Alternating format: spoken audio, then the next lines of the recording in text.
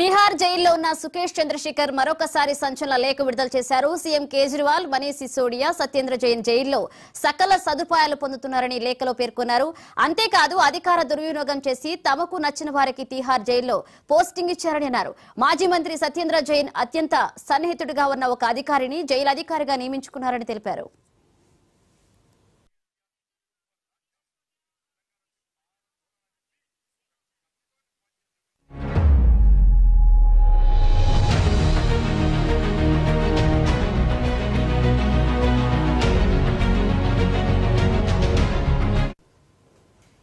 జైలధికారి ధనంజయ రావత్ ద్వారా తనను బెదిరింపులకు గురి చేస్తున్నారని సుకేష్ లేఖలో వెల్లడించారు.